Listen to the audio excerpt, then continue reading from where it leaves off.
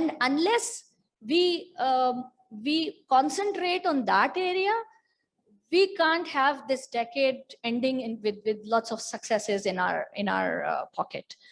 The second action is to make sure that the distribution of resources and power and approach and outreach is justified for different segments of society.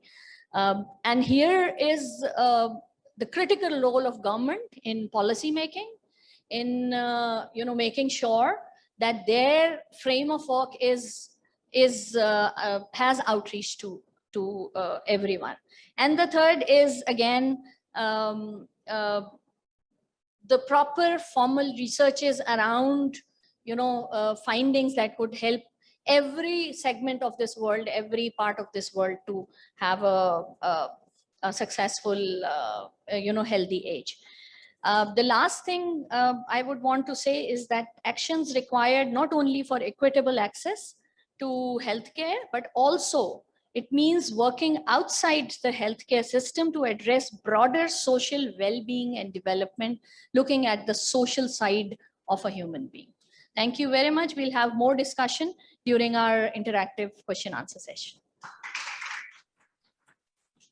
Thank you very much, Dr. Hina Kazmi. That's wonderful. And as I earlier said, that TAF is already working at the grassroots level and creating social mass awareness about different issues. Now, let me now invite our last panelist, Dr. Robin Majeski. Thank you very much for joining us, Robin.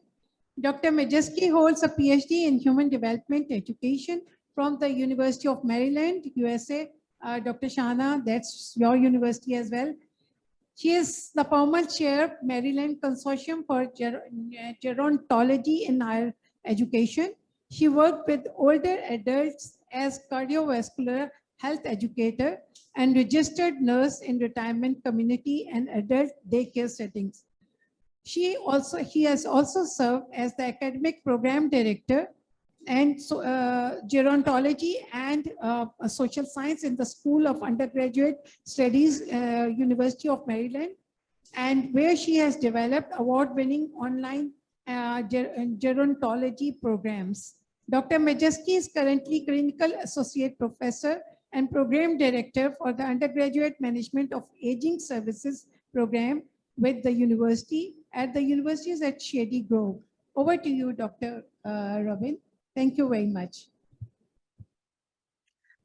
Oh, thank you so much for having me. I think what I'd really like to focus on,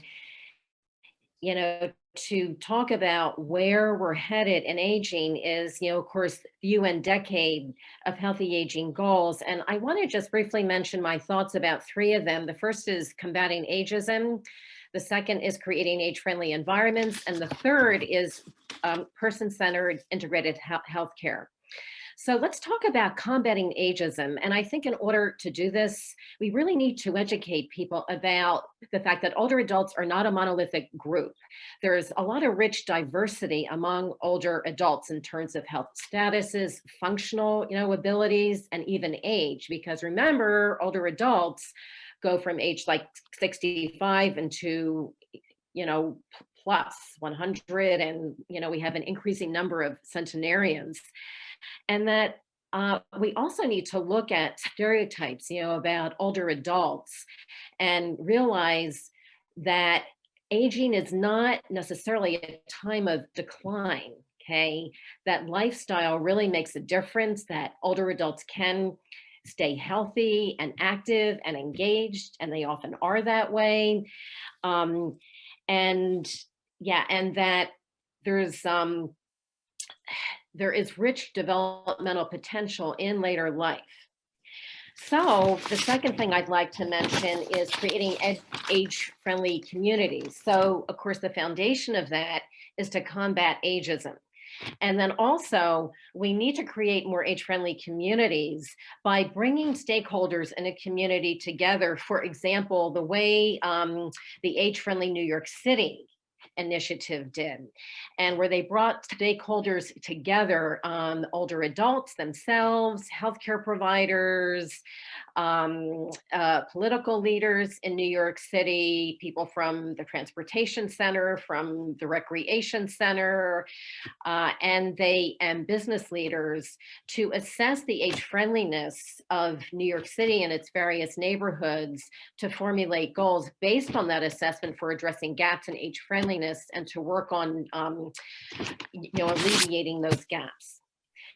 Third, I'd like to focus on patient-centered integrative healthcare. Okay, and as a nurse, I've worked with older adults in various settings, and I've also worked as a community health educator as well, helping people to reduce the risk factors for heart disease and stroke. So this area is very near and dear to my heart.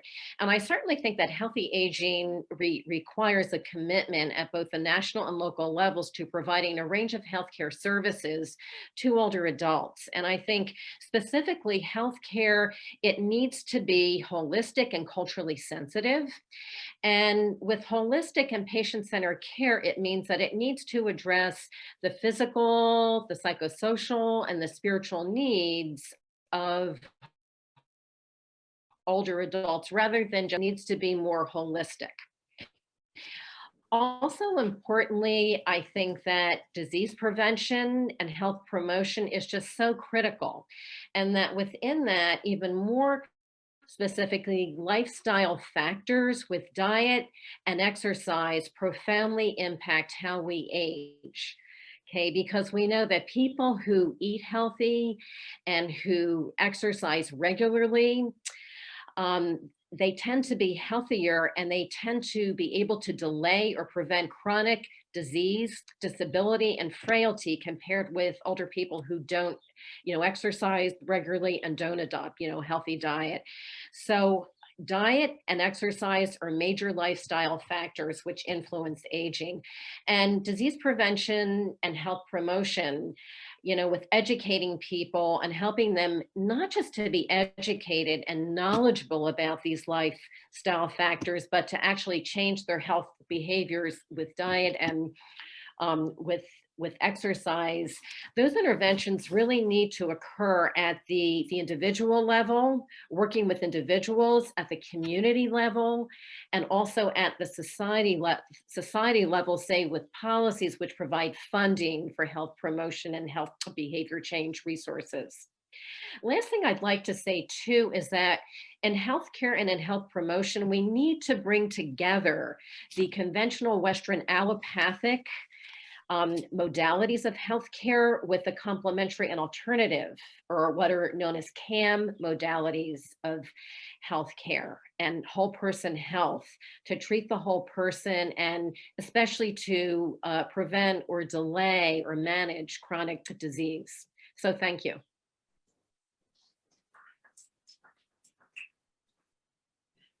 Thank you very much, Robin. You reminded me of my children. My elder one is always talking about, always reminding me about how I should be conscious of the diet and the exercise. I don't like you, I don't like him. But yes, that is it, and that should be there. People growing, everyone needs to take care of his or her diet and the exercise. Dr. Shana, don't look at me. She is my old boss. She knows how I hate exercise and walk. And she has always been convincing me to take up this thing if I want to really, take care of my diabetes. So thank you, Dr. Shana. Thank you, Dr. Robin. So now the session is open for, the house is open for an interactive session. Just some ground rules.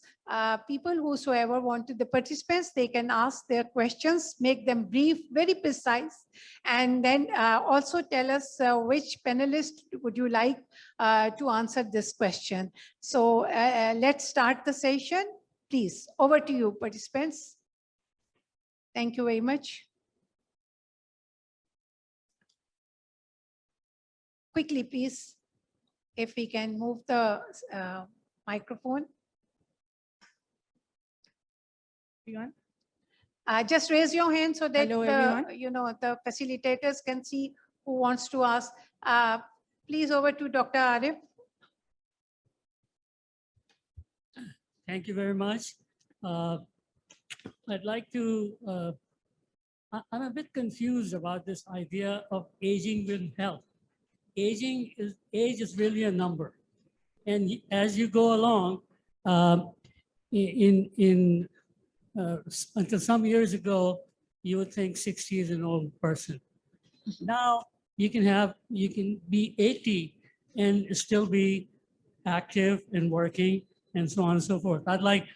If I may, if you can give me time, I'll give the example of two people who are very, very old and they are active, or they have been active until they were 100 years old. 2 years ago, the Nobel Prize in Chemistry was given to a person good enough. Good enough is a professor of chemistry at University of Texas. And he was actually kicked out of Oxford University, England, at the age of 70 or so. And they said, you're too old, enough. And University of Texas took him in. He has done pioneering work on lithium batteries, which are the future of the industry, of energy industry in the whole world. And he was 99 years old when he got the Nobel Prize. And Okay, so your question, sir, if there is my, any. my question is that how do you define old and still be healthy? Okay. If you're, What a question. you know, So, I'm almost 80. I'll be 80 in a couple of years, inshallah. but I'm pushing along. So, who would like to, panelists, thank you very much for your question. Dr. Shana, would you like to answer this, if you may? Yeah, I think it depends on how you have aged. There are two things. One of the presentation that we heard today is like aging starts from the day you are born. So age with health, so healthy life pattern is required. But then the other aspect is that people who are aged or who are older or elderly people, I mean, they should become older, but with health, so they should get the right kind of attention.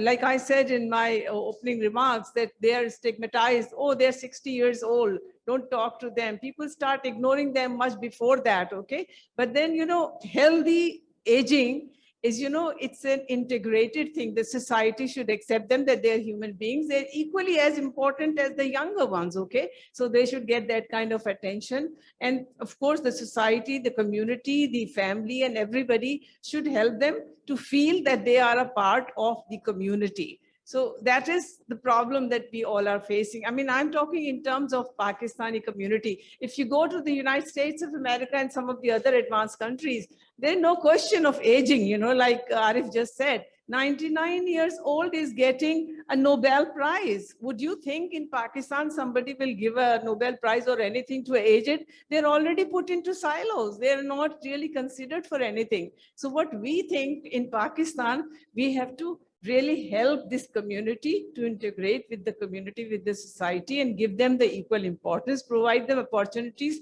to get these extra years, like Nadir said, extra years in healthy way. And this cannot happen until and unless the community, the government, and all others help them to feel that they're a part of us. Don't put them in the corner. Don't feel them realize that you're old, you can't do that. You can't listen to this. You can't do music. You can't do gardening. You can't do painting. You can't attend music shows, etc. Like they're like human beings. So treat them like that. Give them a healthy outlook and let them survive like the youngers. Thank you. Thank you very much. Next question, please. My name is Farooq Jamal. My question to anybody can answer that. What do you foresee the impact of first the computerization that we saw about 20 years ago or 30 years ago, and now the cyber revolution 4 impact? Because I see that less and less physical exercises and more cyber physical interaction. So what do you see about the healthy aging on this revolution? Okay, I think Robin, please, over to you if you can answer this, because you just mentioned this about diet and exercise. His question is that with the technology